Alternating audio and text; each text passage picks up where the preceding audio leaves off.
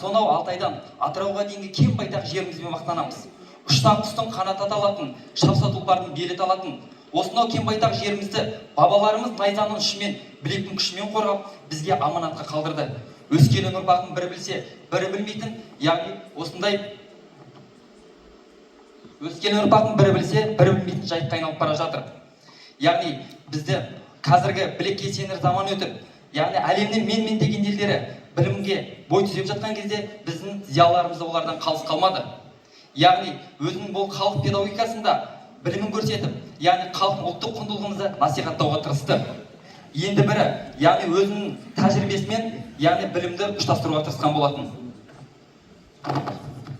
Құрметті әріптестер, бүгінгі біздің зерттеу жұмысымыздың өзектілігі Алаш идеясы тек қана бір кезеңнің ғана емес, бүгінгі күнге дейін маңызын жоғалтпаған мәңгілік құндылығымыз.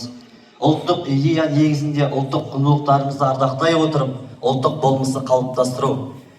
Келесі біздің зерттеу жұмысымыздың мақсаты қазақ халқының азаттығы мен мемлекеттің тұтастығы үшін қызмет ету үшін өскелең ұрпақты білім және ғылыммен қаруландыра отырып, патриоттық сезімдерін жандандыру. Мағжан Жұмабаев атамыз айтқан қағидатын естен шығармағанымыз жөн. Бала тәрбиелеу барысында жазалау мен айыптауды мүлдем бұрысқа шығарған. Мәселен, біздің алдымызға көптеген қарагөз бүлдіршіндеріміз келіп білім алуға ұмтылады. Ал олардың ерік-жігерін, ішкі қажеттіліктерін, рухани болмысын ескермей, өз ойын еркін айтуға мүмкіндік бермеген жағдайда, қазіргі демократиялық қоғамда біз оқушыға жасаған қиянатымыз деп білеміз.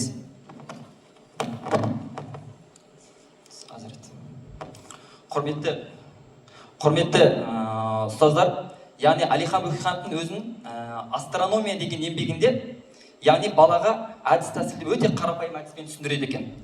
Ол әдіс бойынша әкесі күнде жылқыны қазыққа арқандайды. Демек, қазыққа арқандау арқылы қазықта жылқы оған айналып жайылады. Әйтдегенмен де, егер біз жылқыны әкелмесек те, құсатпауға тырыстық, осы еңбегі бойынша астрономия еңбегін былайша түсіндіреді. Яғни, күн осы жерде қазық болатын болса, оны айналып жүрген жылқы ол біз жер.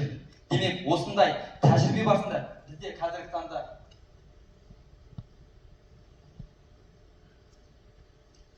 бірімен ұштастыруға тырыстық. Осы құрметті ұстаздар, енді осы айтар кететін жағдай. Бізде қазіргі таңда PISA деген бар. Яғни әлемдік стандарт бойынша әр 3 жыл сайын жүргізілетін, 2 жылдан бері жүргізіліп келеді. Осы PISA қорытындысы бойынша бізде жалпы 81 мемлекет қатысқан болатын. Осы 81 мемлекеттің ішіндегі Қазақстан математика пәні бойынша 46-шы орын, жаратылыстану бойынша 49-шы орын, оқу сауаттылығы бойынша 61-ші орынға аяқ тіреді. Бұл әрине көңіл көншітпейді.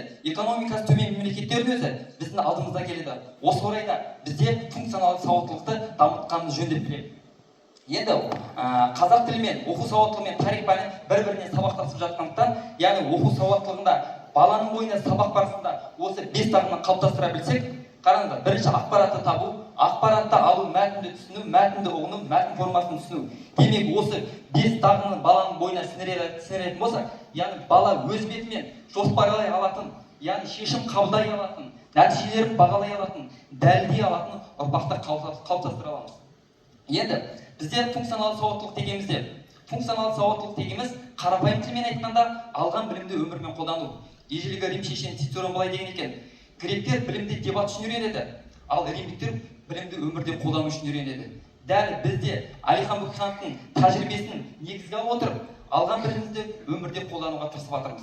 Енді осы функционалды сауаттылыққа қарапайым 3 дәрежесін сіздерге қойдым. Бірінші көріп тұрғандай, бірінші дәреже бұл жерде өте жеңіл деңгей деп аталады. Екінші дәреже орта деңгей, үшінші дәреже жоғары деңгей деп аталады. Көріп тұрғанды бірінші суретте бала сұраққа нақты сұрақ береді, суретке қарап жауап береді. Бала білсе білем деп, білмесе білмейм дейді. Мысалы, суретке қарайды, Әлихан Бөкейхановтың, Міржақыптың, Сәкеннің, Ахметтің суретін қарап бірден жауап береді. Екінші кезең бұл орта деңгей деп аталады. Орта деңгей бойынша қараңыздар, функционалды сауаттылық бойынша, мысалы, бізде мәтін беріледі, немесе кесте беріледі. Осы кесте бойынша, яғни бала мәтінмен жұмыс жасап, ол қалай болды, қандай бағытта жүзеге асырылды, осы мәтіннен сұрақтың жауабын іздей отырып тапсырманы табады. Үшінші кезең, қараңыздар, Суретте құрметті әріптестер, мұрты едірейіп кімді көріп тұрсыздар? Құрметті әріптестер, Сталинді, әрине дұрыс айтасыздар. Енді қараңыздаршы, үшінші кезеңде бала өз ойын қалыптастырады. Мысалы, суретке көріп қандай оқиға көріп тұрсыздар, құрметті әріптестер? Қандай оқиғаны көріп тұрсыздар? Мысалы, қандай оқиғаға баға берер едіңіздер? Соғыс кезі, кулак, дұрыс айтасыз, тағы қандай?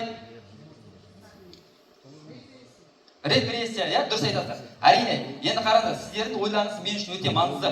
Құрметті әріптестер, өзімнің тарихшы ретінде мен өзімнің ойымды айтқым келіп отыр, бірнеше аргумент ұсынамын осы тұста. Егер Сталин болмаған кезде Қазақстан жерінде 1937-38 жылдардағы репрессия болмай 25 мың адам яғни қуғын сүргінге ұшырамас еді.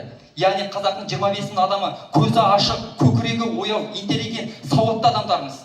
Бұл бір аргумент. Екінші, Сталин болмаған кезде яғни бізде 1931-1933 жылдардағы ашаршылық мүлде болмас еді. 2 миллион 100 мың қазақ халқы мүлде қырылмас еді. Яғни бізде тағы да деректер бойынша, егер Сталин болмаған кезде бізде қазақ халқының саны 40-50 миллионға жетер еді.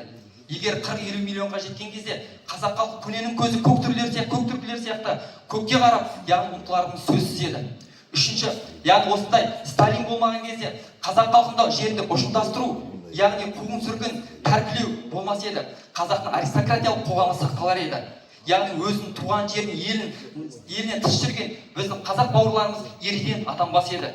Дұрыс қой? Қараңыздар, құрметті әріптестер, тағы да егер Сталин болмаған кезде қазақ жерінде бізде алашиялардың ұрпақтары бізге қалып мемлекеттің бұдан да ары дамитын еді. Бұл сөзсіз ақиқат. Қараңыздар, құрметті әріптестер, осы функционал сауаттылықтың бізде 3 деңгейін сіздерге көрсетіп отырмын. Бірінші, екінші, үшінші деңгей.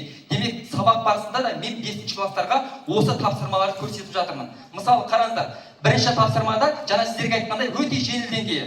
Дұрыс қой? Осы жеңіл деңгей бойынша жаңағы бізде суретке қарай жауап береді. Бірінші, жылқы, сиыр, түйе, қой. Бала 5-ші класстың оқушысы, яғни функционалды сауатты, өте мықты бала болып қалыптасады. Бірінші кезеңде. Екінші кезең, қараңыздар, мәтін арқылы жұмыс жасайды. Яғни мәтінге қарайды, яғни шаңырақтың, уықтың, яғни керегенің маңыздылығын жазады. Үшінші кезеңде қараңыздар, құрметті әріптестер, яғни бізде мәтінге қарап жеке өзінің ойын шығарады. Мысалы, Шоқан Уәлиханов айтқан екен, қазақтарды киіндіретін де мал, яғни тоқ қылатын да мал. Қазақ халқы бірінші амандасқанда мал жаныңыз аман ба деп сұрайды екен. Демек, осы сөзге бала осыған пікір жауап береді. Мысалы, былай жауап береді. Қараңыздар, мен балаларға 5-ші класс тапсырма берген кезде бірінші суретте мал шаруашылығы тұр. Демек, бала 5-ші класстың баласы өзі функционал сауаттылықтан дами бастайды. Біз жаңа сіздерге айтқандай, яғни Әлихан Бөкейхановтың тәжірибемен ұштастырып жатыр. Бірінші суретке қарайды, демек 4 түлік малды өсіргенін біледі. Екінші, маусымдық жайын жазда жаздауға, күзде күздеуге, қыста қыстауға, көктемде көктеуге көшкенін біледі. Осы арқылы көшпелі қазақ халқы қалыптасу арқылы біздің өркениетіміздің дамығандығын, яғни киіз үйдің пайда болғанын біледі. Үшінші, ары төртінші кезең барада бала осы арқылы біздің ұлттық құндылықтарымызды, ұлттық тағамымызды, Наурыз мейрамын біледі. Демек, төртінші кезең ең соңында біздің түбіміз түркілер болатын болса, түркіден ары жатқан сақтарымыз бар, ғұндарымыз бар. Ең алғашқы өркениетке үлес қосқан, яғни шалбарды ойлап тапқанын біледі. Демек, осындай бір ғана кішкентай мәтін арқылы бала бойына ұлттық құндылықтарды меңгере отырып, рухани, патриот, яғни шаңырағымыз өте биік екенін, шаңырақ қашанда қазақ халқында жоғары тұратын, шаңыраққа шайқалмасын деген сөздің мағынасын түсінеді осы арқылы, осы тапсырма арқылы. Демек, осындай тапсырмалар біз сабақ барысында орындатып жатыр. Функционал сауаттылыққа негіздеп, ол арқылы QR арқылы көрсеңіздер болады. Қосымша тапсырмалар. Қазақ тілі мен әдебиеті және тарих пәндерін интеграциялау арқылы біз мына тәсілді қолдансақ болады. Ең бірінші, біздің қазақ даласында әлемдік деңгейдегі тұлғалармен идеялас және де тең дәрежедегі еңбек ете білген тұлғаларымыз бар. Салыстырмалы түрде айтатын болсақ, әлем деңгейдегі Махатма Гандиді алсақ, ол өзінің ұлты үшін, ұлттық тәуелсіздік үшін қайшылықтарға бармай дипломатиялық жолмен тәуелсіздікке қол жеткізуге ұмтылған саяси тұлға. Қазақ даласында осы кісімен пара-пар теңдес Әлихан Бөкейханов бар. Бұл кісі қазақ даласында Алаш партиясын құрып, Алаш идеясының негізін қалаған тұлғалардың бірі. Яғни қазақ халқының ұлттық тәуелсіз мемлекет болуын, демократиялық қоғам орнауына үлкен жұмыстар атқарған. Және де әлемдік деңгейдегі Кирилл мен Мефодийді алсақ, олар ең алғаш әліпби жасаса, қазақ даласында Ахмет Байтұрсынұлы бар. Бұл кісі қазақ халқының сауатты болуы үшін әліпби әзірлеп, араб қарпіне негізделген төте жазуды ойлап тапқан болатын. Осы арқылы қаншама қазақ даласындағы қазақ халқы оқу білімге деген құштарлығы оянған болатын. Келесі Джон Локты алсақ, біз бұны Жүсіп Баласағұн Міржақып Дулатовпен байланыстырамыз. Себебі екеуі де әлемдік және қазақ халқының рухын ояту үшін, санасын сергек болу үшін, көптеген ақпараттар білу үшін сауатты болуға шақырған болатын. Одан кейін Жан-Жак Руссо мен Лев Толстой халықтық мектептердің әдістемесін әзірлеп, халықтың көзі ашық, көкірегі ояу болып, ұлтқа, мемлекетке, жалпы адамзаттық өркениетке үлес қосуына мол септігін тигізсе, қазақ даласында Мағжан Жұмабаев және Жүсіпбек Аймауытовтар қызмет еткен болатын. Бұл кісілердің педагогика және психология атты еңбектері күні бүгінге дейін біздің педагогикалық негіздемеміз болып келеді. Шәкәрім Құдайбердіұлының адамдық борышын, халқыңа еңбек қыл, айнымай ақ жолдан арсақта оны біл, талаптан да өнер мен білім үйрен, талапсыз өнерсіз болады ақыл тұл демекші, әрбір баланың өнерлі, білімді, талантты болуы біздің адамдық борышымыз. Енді құрметті әріптестер, қараңыздар, осы жерде бізде эпистерлік хат дегенді алып отырмыз. Яғни алаш зиялылары өзінің хаттары арқылы біздің, яғни хат арқылы алмасқан болды. Демек біздің ұсынысымыз алдағы уақытта қазақ тілі мен әдебиет пәндеріне, яғни оқу бағдарламасына осындай алаш зиялылары хаттарын енгізсек деген ұсынысымыз бар.